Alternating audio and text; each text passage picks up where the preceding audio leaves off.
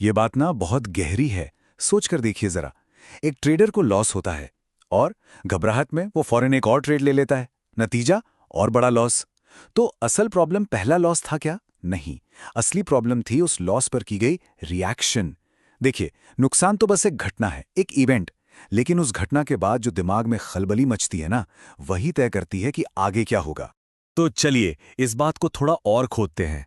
अक्सर ट्रेडर्स क्या कहते हैं, अरे मार्केट बहुत वॉलेटाइल है, ये बड़े प्लेयर्स ना गेम चलाते हैं, मतलब सारा दोष बाजार पर बहुत कम लोग ये मानने को तैयार होते हैं कि असली गड़बड़ उनके खुद के फैसलों में है। खासकर उन फैसलों में जो एक लॉस के ठीक बाद जल्दबाजी में लिए जाते हैं। यही है ट्रेडिंग का सबसे खतरनाक पल। वो लम्हा जो एक लॉस के ठीक बाद आता है। उस एक पल में ना हमारा लॉजिकल दिमाग स्विच ऑफ हो जाता है और इमोशंस वो ड्राइविंग सीट पर आ जाते हैं। मन में बस एक ही आवाज गूंजती है, कैसी भी करके ये लॉस रिकवर करना है अभी। और बस इसी बेचैनी में जो फैसला लिया जाता है ना, वही अगली और बड़ी तबाही की पहली ईंट बनता है। पर बात सिर्फ एक गलत फैसले की नहीं है। नहीं, ये तो एक साइकिल की शुरुआत है। एक ऐसा विनाशकारी चक्र जिसमें ज्यादातर ट्रेडर्स बुरी तरह फंस कर रह जाते हैं। कभी महसूस किया है ये कि कैसे एक छोटी सी गलती दूसरी बड़ी गलती को खींच लाती है और फिर ये सिलसिला रुकने का नाम ही नहीं लेता? देखिए, ये चक्र चलता कैसे है।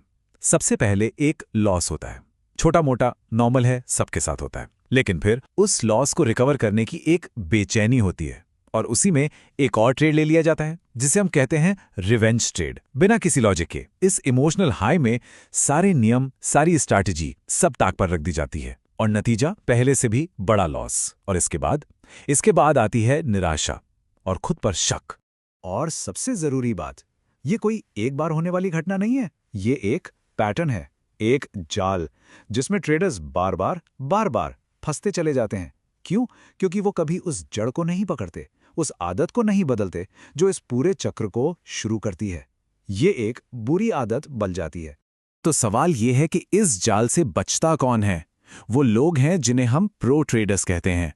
और कमाल की बात यह है कि एक प्रो और एक एवरेज ट्रेडर में जो फर्क है ना, वो किसी फैंसी स्ट्रैटेजी का नहीं है। नहीं, फर्क है एक बहुत ही सिंपल लेकिन पावरफुल आदत का।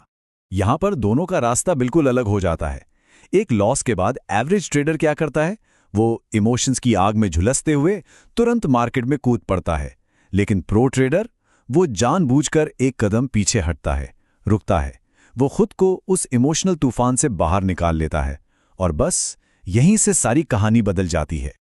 ये जो रुकना है ना, ये कमजोरी नहीं है, ये एक स्ट्रेटेजिक मूव है। ये सेल्फ प्रिजर्वेशन है, मतलब खुद को खुद से ही बचाने का एक तरीका। ये वो जरूरी ब्रेक है जो इमोशंस के गुबार को बैठने का और लॉजिक को वापस अपनी जगह लेने का मौका देता है, ताकि और गलतियां होने से बच जाएं। तो फिर सवाल उठता है कि हम खुद को अपनी ही भावनाओं से कैसे बचाएं, कैसे मजबूत बने? जवाब है, एक सिस्टम बनाकर, एक ऐसा ढांचा तैयार करके जो हमें तब प्रोटेक्ट करे जब हमारा अपना दिमाग ही हमारा सबसे बड़ा दुश्मन बन जाए। और ये सिस्टम लड़ता है हमारे 4 सबसे बड़े अंदरूनी दुश्मनों से। कौन है वो? पहला है डर, जो एक अच्छी ट्रेड से भी हमें डराकर बाहर निकाल देता है। दूसरा है लालच, जो एक बुरी ट्रेड में उम्मीद जगाकर हमें फंसाए रखता है। तीसरा है ईगो, हमारा अहंकार, जो कभी मानने ही नहीं देता कि हम गलत भी हो सकते हैं। और चौथा, वो है इम्पेशंस, जो वहां भी मौके दिखाती है जहां कोई मौका होता ही नहीं है। और इन चारों का इलाज सिर्फ एक है, एक मजबूत फ्रेमवर्क, एक ऐसा सिस्टम जहां बनाए हुए नियम इमोशंस से ज्यादा ताकतवर हों। जब नियम होते हैं ना, तो फैसला इमोशंस नहीं लेते, नियम लेते हैं।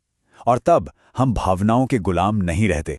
ये बात सुनने में थोड़ी अजीब लगेगी, लेकिन प्रो ट्रेडर्स खुद पर भरोसा नहीं करते, वो अपने सिस्टम पर भरोसा करते हैं।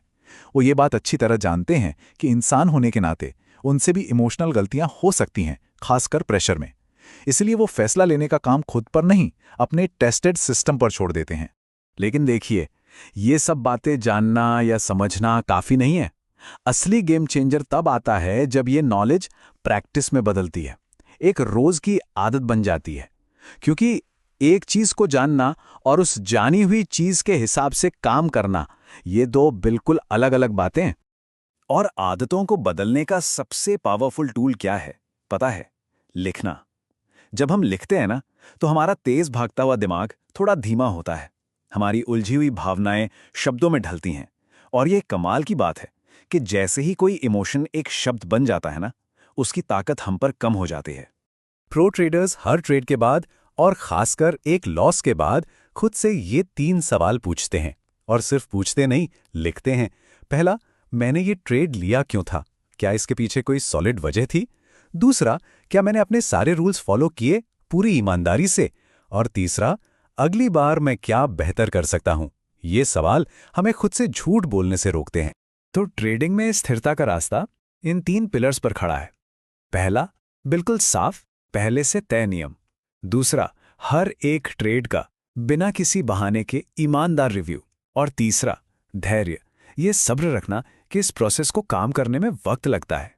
और आखिर में ये सबसे बड़ा माइंडसेट शिफ्ट है। लक्ष्य हर दिन जीतना नहीं है, नहीं, लक्ष्य है हर दिन अपने प्रोसेस को फॉलो करना। बस जब पूरा ध्यान प्रोसेस को सही करने पर होता है ना, तो नतीजे वो अपने आप आने लगते हैं। तो चलिए वहीं लौटते हैं जहां से हमने बात शुरू की थी। असली जंग किसके साथ है? मार्केट के साथ या खुद के साथ? सच तो यह है कि जब कोई इंसान अपने अंदर के दुश्मन को काबू करना सीख लेता है ना, तो बाहर का दुश्मन उतना मुश्किल नहीं लगता।